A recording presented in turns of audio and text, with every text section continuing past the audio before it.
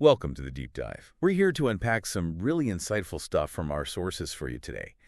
And the topic is a big one: emancipation and self-reliance.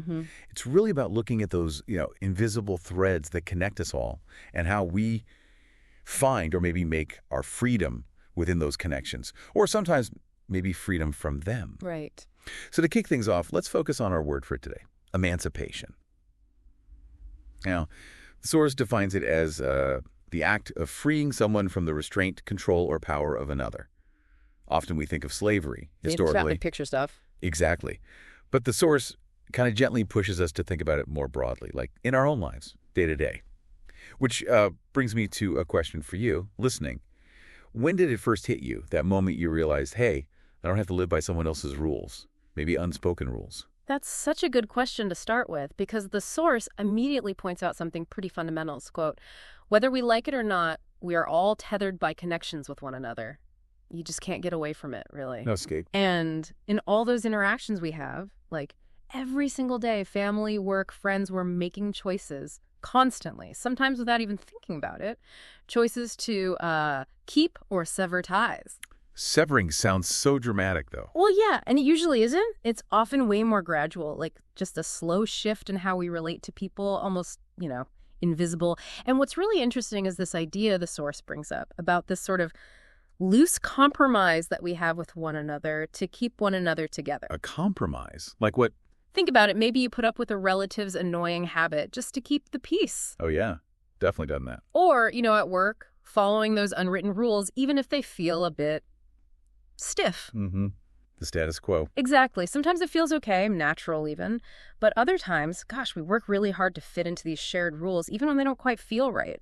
Which makes you wonder, why do we try so hard to fit in, even when a part of us maybe wants to, do something different? Because maybe some rules do match what we value, but then there are those. Yeah, those areas of misalignment, as the source calls them, where your real self is kind of whispering, maybe there's another way. Okay, so if we're always doing this balancing act, this compromising, Yeah.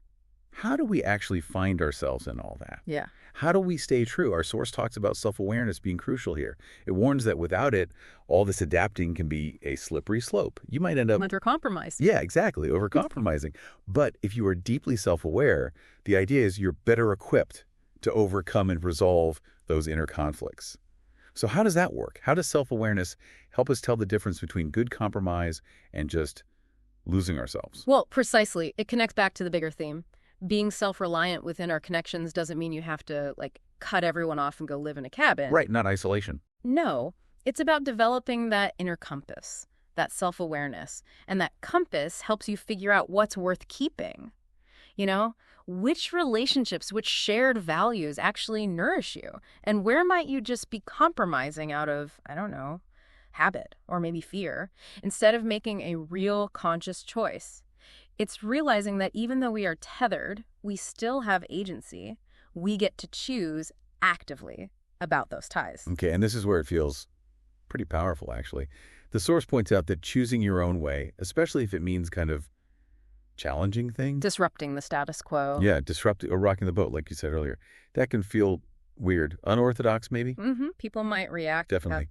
But the source is really clear. If you have genuinely good reasons for your choices, and importantly, it doesn't cause any harm to others or ourselves, then it's actually okay to stray from others if we are fine with social consequences. That's a big if, though, the social consequences bit. It is. Because when you choose your own path, you might stand out. And the source says you could be ostracized or be admired for being different.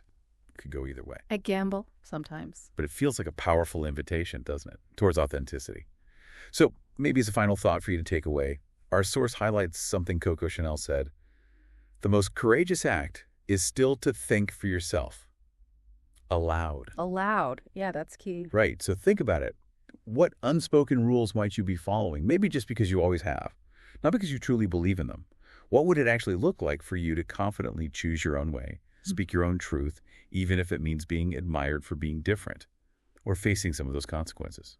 Provided, of course, no harm done. Something to chew on as you navigate your own connections and keep defining what emancipation means for you.